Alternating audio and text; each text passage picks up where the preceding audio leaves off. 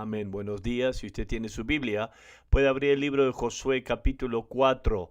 Estamos continuando lo que es nuestra serie, Piedras Conmemorativas, lecciones de nuestra historia, y diciendo, no nada más diciendo historias de nuestra iglesia, de compañerismo, su origen, pero más que esto, más que nostalgia, estamos aprendiendo lecciones de quién somos, la manera que nosotros organizamos nuestras iglesias, nuestro compañerismo aún el día de hoy. Josué 4:4, esto es nuestro pensamiento de piedras conmemorativas. Entonces Josué llamó a los 12 hombres que él había designado entre los hijos de Israel, uno por cada tribu, y le dijo Josué: pasad ante el arca de Jehová, vuestro Dios, hasta el medio del Jordán, y cada uno de vosotros tome una piedra sobre su hombro, conforme al número de la tribu de los hijos de Israel, para que esto sucede como una señal entre vosotros, y cuando vuestros hijos pregunten a sus padres mañana ¿qué significa esta piedra?, le responderéis: las aguas del Jordán fueron divididas delante del arca del pacto de Jehová.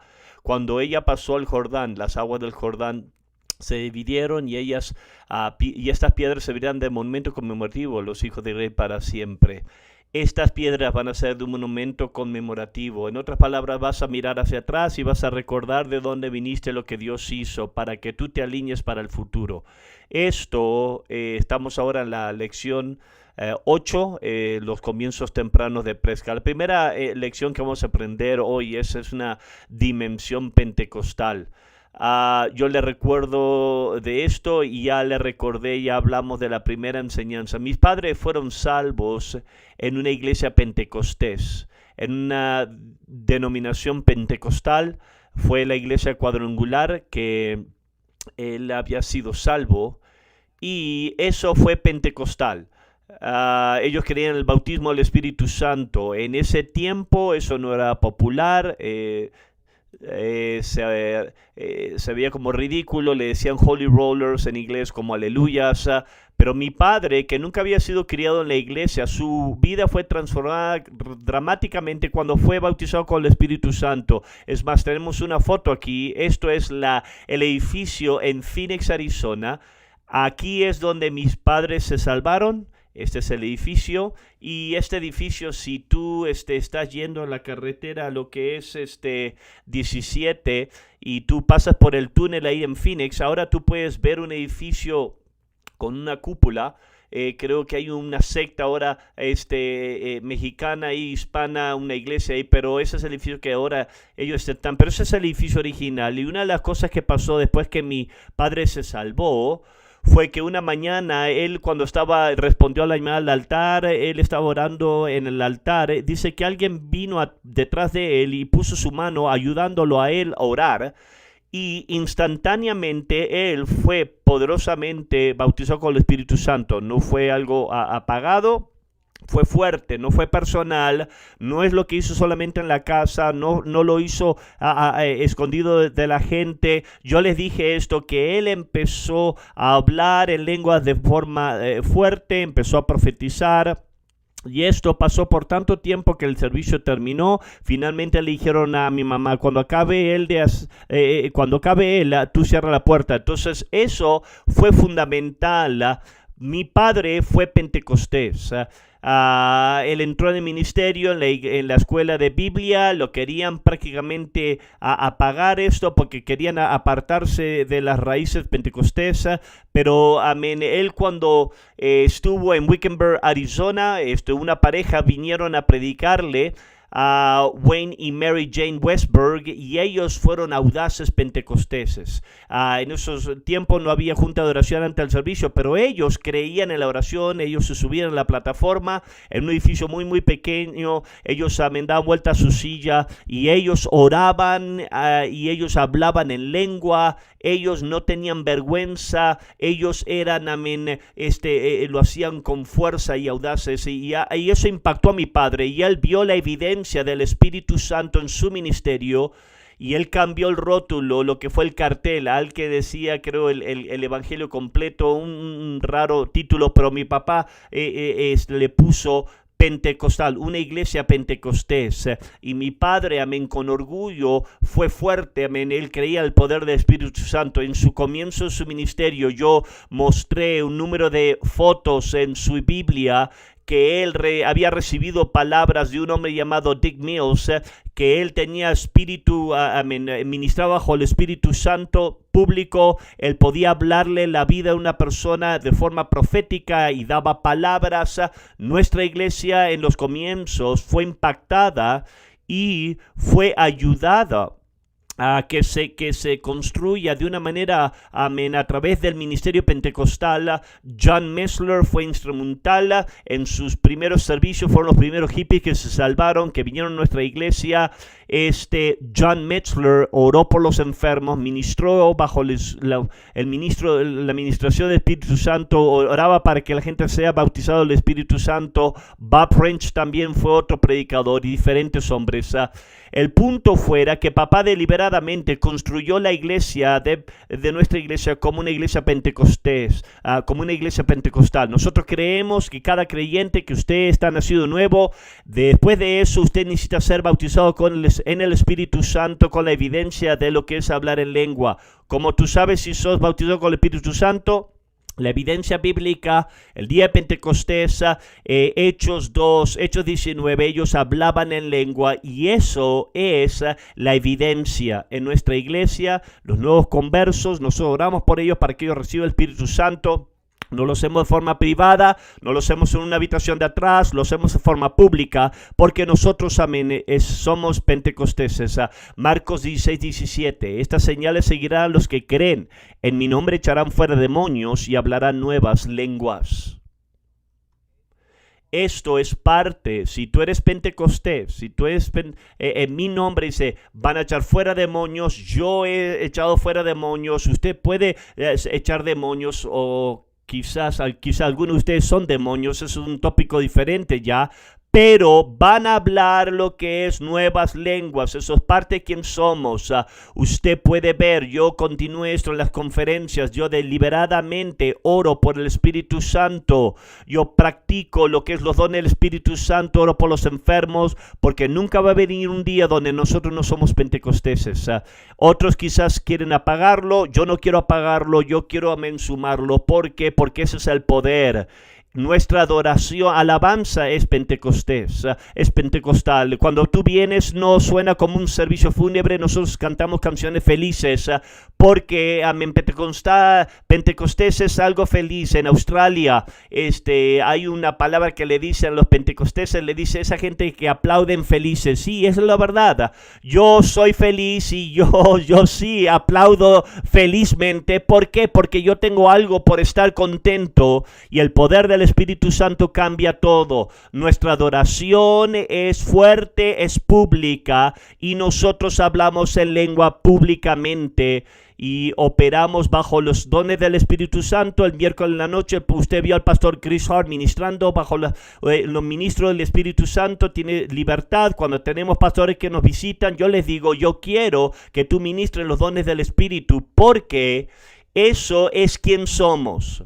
Ahora, la razón por qué eso es importante es porque aquí donde nosotros nos apartamos de otras iglesias y movimientos, nuestra iglesia tiene conexión. Yo le dije un poco y le voy a decir un poco más hoy. Nosotros tenemos conexión con Chuck Smith y la capilla de lo que es del Calvario, Calvary Chapel. Él pastoreaba la iglesia de Presca ante mi padre, pero nosotros nos desviamos, nos dividimos de ellos porque él deliberadamente, Chuck Smith, deliberadamente él apagó, no quería hacerlo público el Espíritu Santo. Él creía que sí estaba bien, pero él creía que tú lo puedes hacer de forma privada, no quieres avergonzar a nadie, y él decía, nosotros no queremos hacer ruido. No nosotros nos separamos de eso, nosotros lo exaltamos. El movimiento de Jesús que nosotros venimos, si tú haces un estudio de esto, por lo general fue un movimiento pentecostés. Esa gente, que lo recibió, el movimiento pentecostés, fue algo nacional, tocó a todas las iglesias, bautistas, metodistas, tocó a todas las iglesias, pero aquellos que retuvieron eso, que el movimiento de Dios por lo general eran pentecosteses. Esas personas que no recibieron eso, el movimiento de Dios, se apagó y se agotó, y solamente es una memoria. Nuestra primera enseñanza es lección, quién somos como iglesia y compañerismo. Hay una dimensión pentecostés. pentecostal. Hay una segunda lección en nuestra historia y ese es el poder del enfoque. Es muy común, y esto es verdad en cada iglesia a través de todo el mundo, que tú vas a tener gente que ellos tienen ideas de lo que la iglesia debe ser, de lo que la iglesia debe involucrarse, y es muy común que mucha gente va a tratar de presionar al pastor para que él acepte sus ideas. El movimiento de Jesús empezó a lo que es tocar a América y nuestra iglesia empezó, nosotros agarramos los primeros hippies, Ron en Susiboro, recibimos a hippies, ellos fueron los primeros y la mayoría de los hippies estaban involucrados de una manera u otra en drogas. Entonces la gente empezó a escuchar que nuestros drogaditos se estaban salvando y estaban siendo libertados, y algunos de ellos le preguntaron a papá que se puedan juntar con ellos. Y le dijeron a papá que su visión, lo que ellos querían hacer en el área local era que ellos querían empezar un ministerio de rehabilitación de drogas. Ellos querían que los drogadictos se aparten de las drogas, eso es admirable, pero aquí está el problema. Ellos no lo querían hacerlo con parte de la iglesia. Esto lo querían hacer, ellos lo querían hacer separadamente de la iglesia. Y probablemente papá sospechaba que lo que tenían en mente era que gente se iba a mudar, se iban a mover como lo que es en un lugar, amén, todos juntos reunirse, pero mi padre empezó a recibir convicciones para ese entonces de la iglesia. Esta gente quería agarrar a nuestros conversos, aparte de la iglesia. Y era una noble idea. Lo que necesitamos hacer es necesitamos a sacar a los drogaditos, libertar las drogas, pero no iba a ser parte de la iglesia. Entonces mi padre dijo, Pastor Wayman Mitchell dijo, no.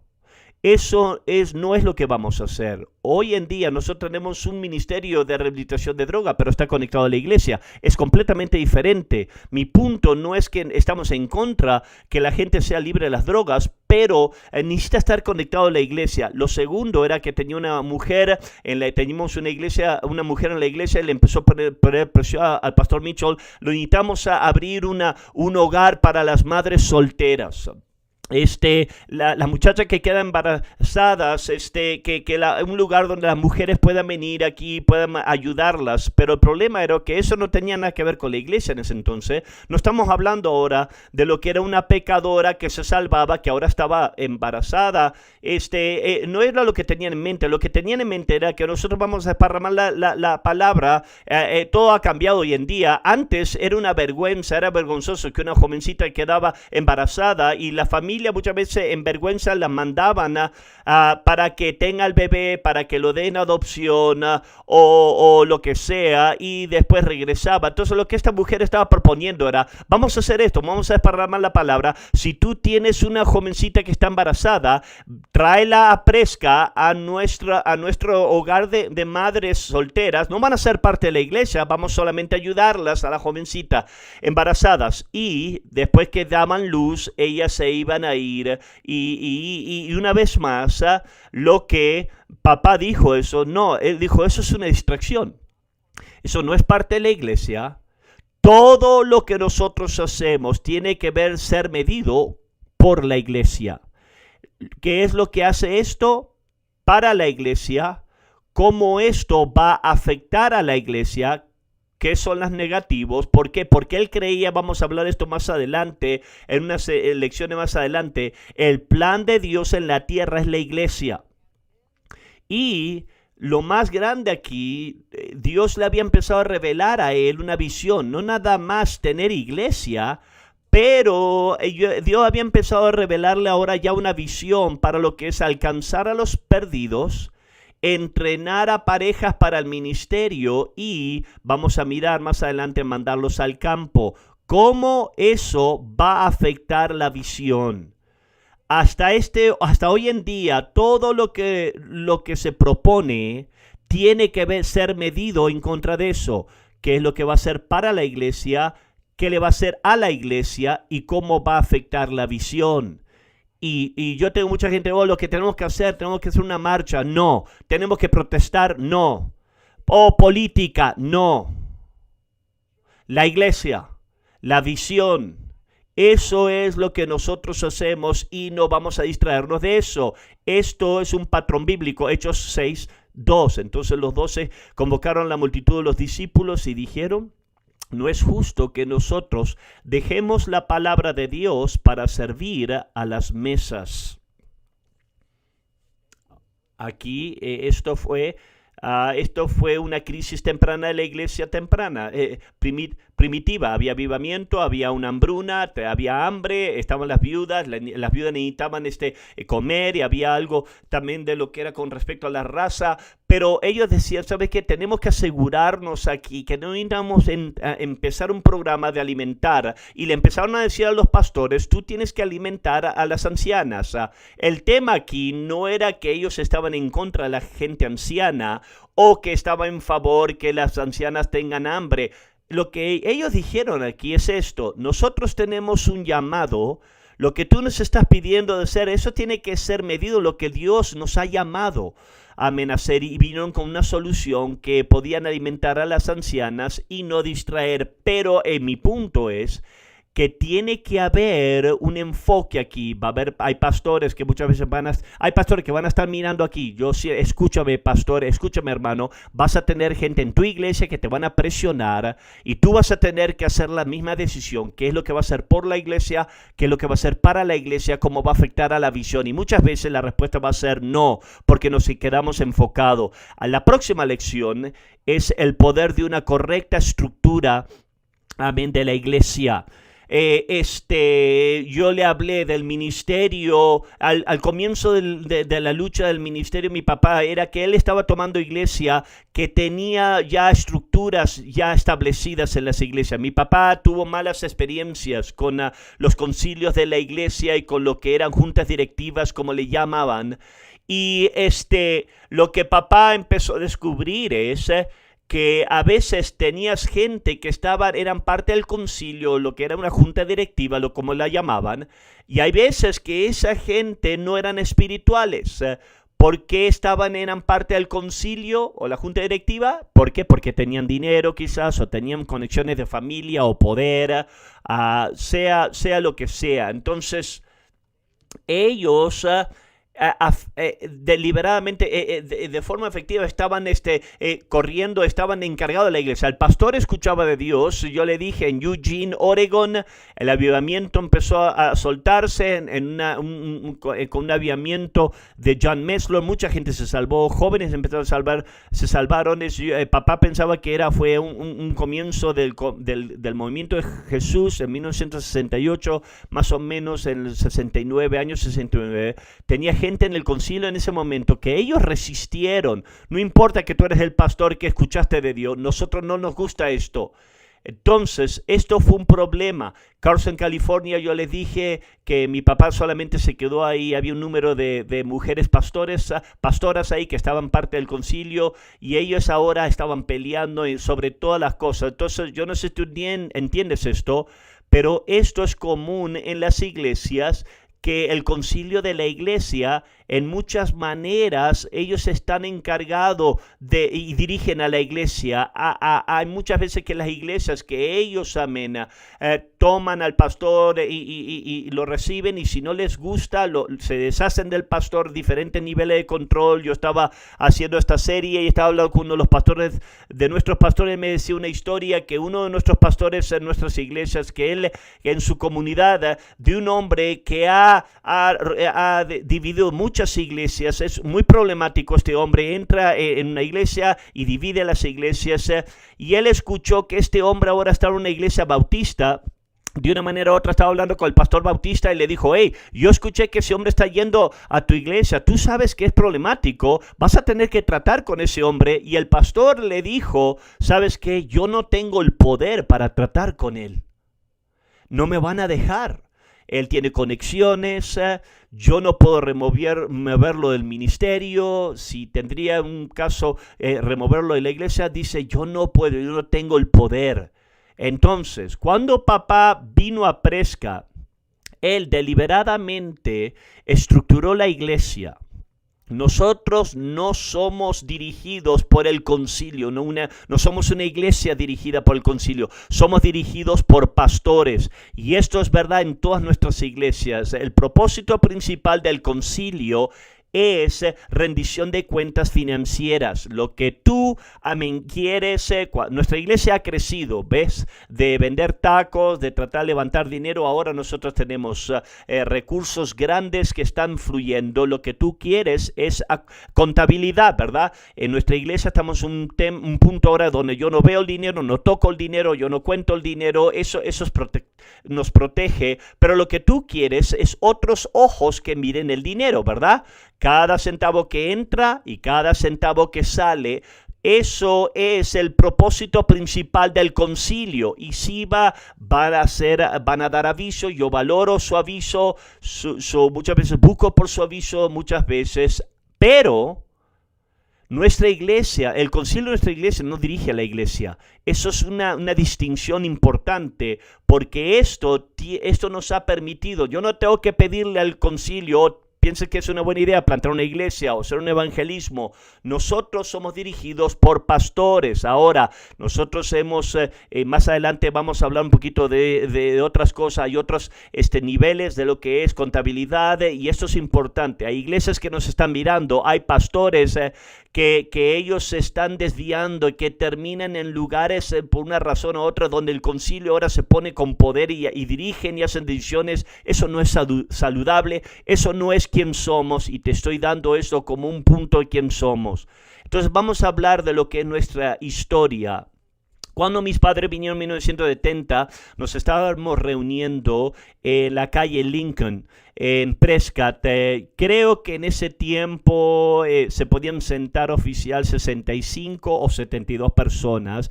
Nosotros empezamos a crecer hasta 175, estábamos repleto en el edificio. Entonces nosotros se convirtió claro que no podíamos quedarnos ahí. Entonces la iglesia poseía propiedad en la calle Ruth. Ahora no puedo confirmar esto porque todo el mundo ya ha fallecido, pero creo que el pastor anterior, Fred Cowan, que tuvo la previsión de comprar un terreno en la calle de Ruth, una ubicación muy buena cerca de la preparatoria. Tenemos unas fotos aquí. Esto es 1968. Aquí está la calle Ruth. Esto es la dedicación aquí de lo que es el edificio de Ruth. Aquí está, te voy a dar un poquito de información divertida. Mis padres fueron salvos bajo dos pastoras mujeres. Aquí están con la pala. Ahí la mujer que tiene, esa era la pastora Mary Jane. Esa era una pastora, y la otra pastora que estaba ahí con la otra pala era Louise Webster. Ellas dos eran las pastoras de la iglesia cuando mi papá se salvó. Aquí está un poquito de información. Louise Webster es la cuñada de Chuck Smith, la esposa de Chuck Smith, Kay. Acuérdate que yo hablé de ella. Kay fue la que ella tuvo el corazón y la visión para lo que es poner presión para que empiece a alcanzar a los hippies en California. Louise, la hermana aquí, era la hermana de ella. Aquí hay un poquito de información para ti. La próxima foto aquí, tú puedes ver, algunos de ustedes pueden ver detrás, ahí está la Casa Verde. Eso te dice más o menos dónde está. Están dedicando aquí esta tierra aquí, porque nosotros teníamos esa tierra. En 1972 empezamos ahora a edificar un edificio en el 937 calle Ruth. Tenemos otras próximas fotos aquí. Está en la construcción que estaban haciendo. Próxima foto aquí. Ellos están edificando la iglesia, el edificio, y esto nos dio espacio para crecer. Creo que la edificaron a más o menos a 300 personas, 350 personas que se podían sentar. Y es más, tenemos, Dios bendiga a Phil Payson, él tomó un video con una cámara de video. Eso es una película de la construcción aquí. Ellos estaban, ahí está la calle, la Casa Verde allá atrás, que la llamábamos, aquí está el carro de papá, Dodge Dart, su carrito. Aquí estaba papá parado ahí. Un joven, Wayman Mitchell, con su vestimenta, su manera de vestir. Siempre él le gustaba el color rosita y fosforescente verde, y viste el pastor Gega ahí rápido, y mi mamá ahí estaba, y era la iglesia cuadrangular. Ese tiempo era parte de esa denominación. Y es aquí donde había terminada, fue todo el edificio, y aquí no estaba mi pavimentado en lo que era el estacionamiento. Eso nos dio lo que fue espacio para crecer. Ahora, la próxima lección es el poder de la iglesia local. La gran parte del cristianismo opera sobre el principio de que la iglesia no es suficiente. En otras palabras, le gusta la iglesia, dice la iglesia es buena, pero no creen que la iglesia es suficiente. Entonces eso se desarrolla diferentes maneras. Si tú tienes gente que ellos sienten el llamado para pastorear, entonces ¿cómo van a ser entrenados? Bueno, claramente no puedes hacerlo en la iglesia. Entonces la iglesia no estaba equipada para eso. Entonces ahí donde la idea vino, el colegio bíblico o el seminario, donde la iglesia no podía hacer eso, y lo que la mayoría de la iglesia los mandaba lejos. Y hablamos eso la semana pasada. Tuvimos 2 jóvenes que fueron a un colegio bíblico y casi los arruinó. Las misiones, cómo tú plantas iglesias internacionalmente, cómo tú alcanzas otras naciones. La iglesia local no podía hacer eso. Entonces tú tenías, juntas directivas de lo que era misionero, donde se conectaban con una denominación. Hay un término para lo que se usaba fuera de la iglesia en inglés, que se llama paraiglesia. Quiere decir a un lado de la iglesia. Lo que dice, sabes que junto a la iglesia, a un lado de la iglesia, vas a hacer cosas para que entrenen, para que los manden. Y hay una tonelada de ministerios en el mundo basado en esta idea de que la iglesia local no puede hacer eso, no está equipada, no es suficiente grande para hacer el trabajo. Mi papá, por otra parte, empezó a llegar a la conclusión de que el plan de Dios en la tierra es la iglesia local. Efesios 1, 22 y 23 es absolutamente fundamental quién somos, y vamos a mirar: y sometió todas las cosas debajo de sus pies, y lo dio por cabeza todas las cosas a la iglesia, la cual es su cuerpo, la plenitud de aquel que todo llena en todo. Entonces vamos a mirar esto. La iglesia está hablando de Jesús. Él es la cabeza de la iglesia. El pastor no es la cabeza. Jesús es la cabeza de la iglesia. Entonces la Biblia dice, versículo 23, mira lo que dice aquí: la iglesia es su cuerpo. Como Dios opera en la tierra, nosotros somos su cuerpo. Nosotros somos sus manos, su boca. Nosotros somos quien llevamos su voluntad. Pero la próxima palabra es fundamental. Mi padre vino a esta revelación. La iglesia es la plenitud. Completamente significa eso. En otras palabras, todo lo que Dios quiere hacer en la tierra va a pasar a través de la iglesia local. Ese es el plan de Dios. Entonces la idea de que tú sales de la iglesia afuera para entrenar hombres, para mandar misioneros o para hacer cualquier otra cosa, eso bíblicamente es incorrecto. Ese versículo se convirtió fundamental en quién somos. Ahora, esto vino en enfoque con el entrenar jóvenes para el ministerio, la formación de jóvenes para el ministerio. Yo le dije la semana pasada, unas semanas atrás, yo le dije que 2 de los jóvenes vinieron a mi papá. Pensamos que Dios nos está llamando para predicar. Mi padre dio el único aviso que sabía ese momento. Fue el mismo aviso que le dieron esas mujeres a él cuando él era un joven converso, que tú tenías que ir a la escuela bíblica, colegio bíblico. Ellos fueron 2 diferentes escuelas bíblicas y en la opinión de papá, ellos casi fueron arruinados. Extrañas doctrinas, cada uno de ellos casi resbaló. Entonces papá, yo lo expliqué la semana pasada, él dijo, eso no es bueno. La escuela bíblica claramente no va a funcionar. Entonces él empezó a estudiar la palabra de Dios. Lo segundo es que estábamos hablando del grupo de impacto, evangelismo. Mi papá estaba tan emocionado de lo que Dios estaba haciendo. Él quería que todo el mundo tenga lo que teníamos en su mente. ¿Quién no querría pecadores, amén, que vengan y se salve. Para él eso era lo más emocionante de todo, y nosotros mandábamos este grupo de música, mandábamos evangelismos para otras iglesias. Y esto fue increíblemente frustrado. Amén. Yo le escribí que el problema era que mi padre empezó a descubrir que había iglesias que realmente no querían a pecadores en sus iglesias. Entonces nosotros estábamos trayéndole pecadores y la iglesia decía, no, nosotros no queremos, no los queremos, o no creían lo que nosotros creemos.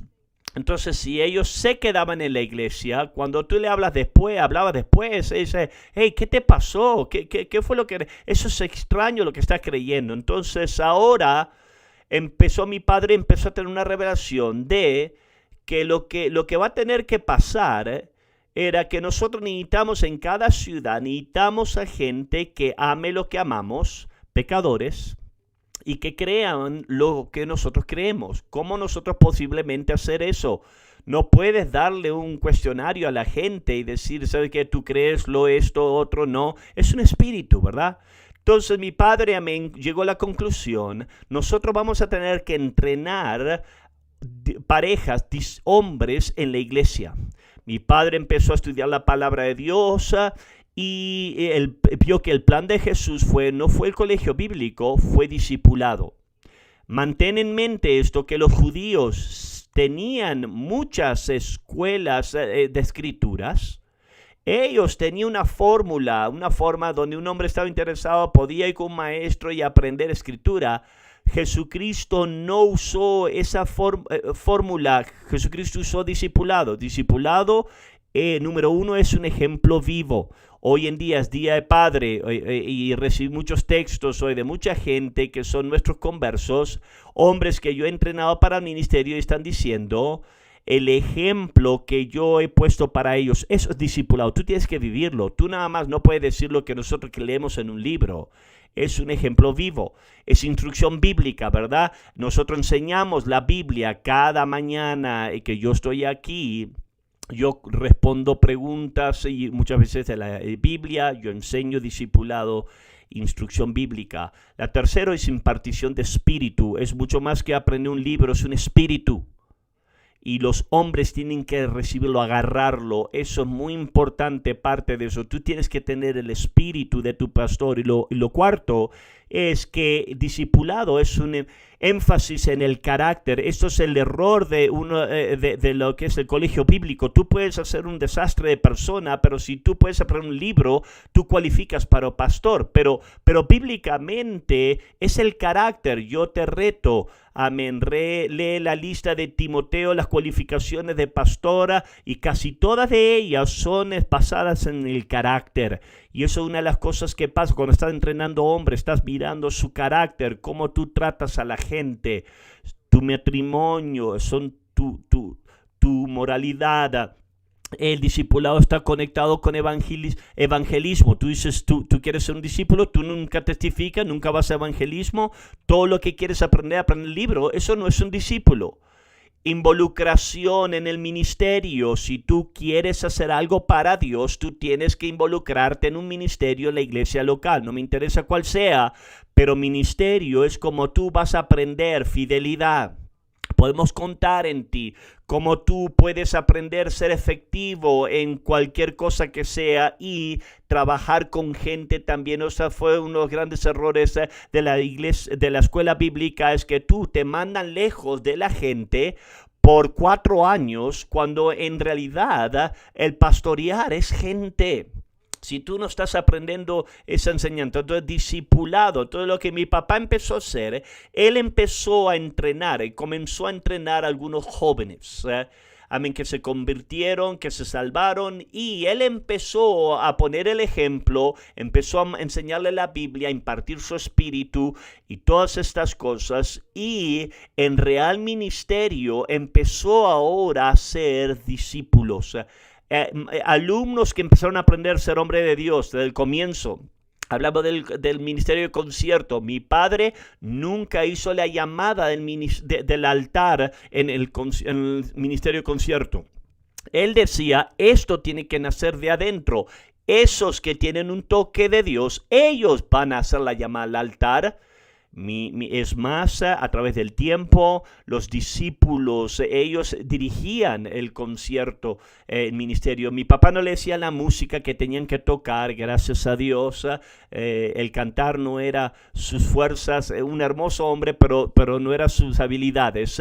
Pero el punto de esto es que no nada más él delegaba, él estaba entrenándolos y finalmente papá llegó a la conclusión que ahora tenemos estos muchachos que quieren ser usados por Dios, tienen hambre, están involucrados en ministerios, son efectivos, están aprendiendo a predicar.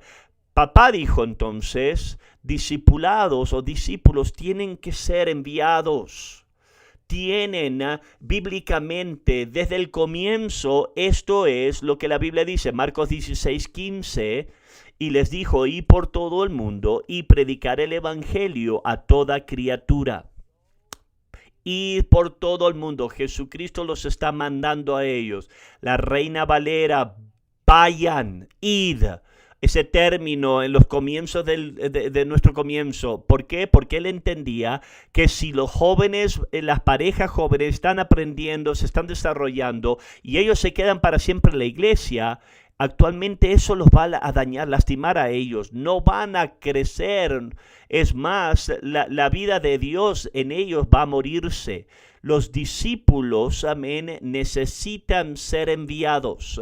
En el Nuevo Testamento, amén, toda la idea del evangelio, de lo que es tener un discípulo, en lo que es los círculos cristianos escriben este libro de discipulado que nunca hicieron un discípulo. Para ellos es carácter, aprender, seguir a Jesús. Absolutamente todo está bien, pero los discípulos en el evangelio son mandados. Lucas 9:2, y los envió a predicar el reino de Dios y a sanar a los enfermos. Esto es lo que haces con los discípulos. Tú lo ves en Lucas 9, Mateo 10, Lucas 17 creo, y otros diferentes lugares. Él los mandaba. Entonces, mi papá empezó a llegar a la conclusión, estos hombres que han sido salvos y que han sido entrenados en la iglesia local, nosotros vamos a tener que mandarlos, enviarlos. Recuerda, nuestra crisis de evangelismo, no teníamos a nadie en una ciudad que amaba lo que amamos, pecadores que creíamos lo que creemos. Entonces papá dijo, ¿sabes qué es lo que es la respuesta? Nosotros necesitamos mandar a alguien allá. Si ellos se salvan en nuestras iglesias, si son entrenados por nosotros, ellos van a empezar a amar a los pecadores como nosotros los amamos, van a creer lo que nosotros creemos. Nosotros necesitamos mandarlos. Ahora tú tienes que entender qué radical esa idea era. Nadie hacía eso. Era absolutamente en esos días, a través de la cristianidad, cómo tú te convertías en un pastor, tú ibas a la iglesia, a la escuela bíblica. Mi papá estaba proponiendo algo, una idea radical. Nosotros vamos a mandar hombres que nunca han ido a una escuela bíblica. Y eso fue una idea radical. Entonces lo que pasó es que mi papá empezó a hablar con diferentes grupos de hombres, empezó a prepararlos para esta idea y empezó a orar, y él dijo, nosotros vamos a orar que Dios nos abra una puerta. Una vez más, él nunca había, esto se había hecho. Entonces mi padre estaba buscando por una puerta abierta. Si Dios abrió una puerta, entonces nosotros vamos a saber y vamos a saber el lugar para mandar a alguien. La palabra salió, lo que Dios estaba haciendo en Prescott se empezó a desparramar. Esto fue muy interesante a la gente. Empezó a escuchar la gente que en Prescott, Arizona, los hippies se estaban salvando. Y eso estaba pasando en muchas iglesias, pero generalmente se desviaban. Pero estos hippies aquí se estaban salvando. Ellos estaban siendo transformados, eran totalmente diferentes de lo que eran. Y ahora ellos son parte de una iglesia local. Entonces había gente que estaba muy interesado en esto. él recibió una llamada de un hombre de Kearney, Arizona, un pueblito muy pequeño en el condado Pinal. En ese momento creo que había 2,000 personas que vivían ahí. Y había un hombre que estaba dirigiendo un estudio bíblico y una vez más eran los tiempos donde lo pentecostés no estaba desparramado todavía. La gente que estaba yendo a las iglesias cuando se interesaban con el Espíritu Santo, muchas veces tú tenías que salir de eso. Este hombre empezó un estudio bíblico, un carismático estudio bíblico es otro término, yo creo, para lo que es ser lleno del Espíritu. Y él empezó un estudio bíblico y lo que pasó es que un drogadito joven vino y se salvó en su estudio, pero ellos no sabían qué es lo que haces con un drogadito. Ellos nunca habían visto un drogadito. Ellos entiende todo esto, para nosotros esto es normal, ¿verdad? Pero esta gente dice, su mente está aquí, está asombrado, ¿qué vamos a hacer con ellos? Entonces ellos dijeron, ¿sabes qué? Nosotros escuchamos en Presque, Arizona, que alcanza a los drogaditos. Entonces ellos llamaron y dijeron, mira, nosotros tenemos unos drogaditos que se están salvando aquí, gente está interesado. ¿Sabes lo que nosotros necesitamos? Nosotros necesitamos un pastor. Entonces aquí está la foto, aquí está un área de Kearney, la ciudad metrópolis. Creo que es hoy en día esa ciudad, la foto de esa ciudad. No es un lugar grande, pero para mi papá, que él había estado orando por una señal de Dios, Dios enséñanos, nosotros creo que tenemos que mandar, papá dijo, esto es. Entonces él habló a Harold y Mona Warner y ellos concordaron. Harold estaba muy emocionado por las cosas de Dios y papá anunció que nosotros íbamos a enviar nuestra primera pareja, Harold y Mona Warner, van a ir a Kearney, Arizona. Ellos van a ir a empezar una iglesia, van a ser pastores y esto fue la primera pareja que eran enviados, que nunca habían ido a una escuela bíblica. Absolutamente revolucionario. Harold Warner fue a Kearney para mirar la tierra y llevó con otro discípulo. Y aquí tenemos otra foto que vamos a mostrar. Esto es la calle de la ciudad de Kearney. Yo agarré esa foto de lo que es la página de internet. Fue en esa calle donde Harold Warner vio cuando llegó que había un desfile y Harold hizo lo que él había visto. Él se unió al desfile y él empezó con una bocina, empezó a predicar, a testificar y al principio la gente estaba, wow, vas a ser nuestro pastor, esto va a ser hermoso. Harold Warner dice que él estaba en el desfile ahí con firmeza predicando acerca de Jesús. Dice que al pasar el hombre líder del estudio bíblico que lo había invitado, él tenía una tienda y cuando él estaba predicando, él miró al hombre y el hombre que lo había invitado, él estaba parado en la puerta de su negocio de joyas y Harold dijo, este hombre no está gozando de esto. Él no estaba diciendo, oh, wow, la gente te está escuchando de Jesús, capaz que se salven también. No, este hombre estaba asustado públicamente, nos estás avergonzando. Entonces le dijeron, sabes que esto no va a funcionar, lo que tú eres no es lo que nosotros estamos buscando. Le dijo a mi padre que acerca de esto, Harold llamó a papá, habló con mi papá y papá le dijo, entonces sabes que si eso es el caso, entonces regresa a casa, va a haber otra ciudad, vamos a encontrar otra ciudad para ti y para que te podamos enviar. Entonces Harold regresaron a Presque, estaba lloviendo y al regreso a Presque, el carro, el automóvil se volcó y terminó en un accidente y su espalda fue quebrada y quedó paralítico, tuvo que ir a Phoenix, al hospital por meses. Entonces tú tienes que entender esto, a lo que le hizo a la iglesia. Ahora Papá le dijo, esta radical idea, tú lo ves todo el tiempo ahora, cada 6 meses ahora, pero para esta gente esto fue una idea radical, ¿ah? Que le está diciendo, sabes que vamos a mandar parejas que nunca han ido a la escuela bíblica. Entonces lo que pasó es que teníamos muchos conversos, teníamos gente de otras iglesias también que se habían unido en emoción lo que Dios estaba haciendo. Y cuando ahora Harold tuvo un accidente, y ahora quedó paralítico. Lo que esto hizo en el corazón de gente que no estaba bien los afectó de una manera negativa. Algunos de ellos sí era obvio, habían genuinas preguntas como en cualquier tragedia. ¿Por qué Dios va a permitir eso? Eso es común, ¿no? Pero había otras personas que no eran genuinas preguntas, eran críticas despiadadas. ¿Ves? Empezaron a decir, esta iglesia, esta idea de plantar iglesia nunca fue de Dios. Eso es toda la idea. Es peligroso. Eso es peligroso de basar visión y doctrina en circunstancias. ¿Ve lo que pasó? Harold tuvo un accidente. ¿Cuál fue la enseñanza, la lección? Dios no quería que plantemos iglesia desde el comienzo. Claramente eso no fue la idea de Dios.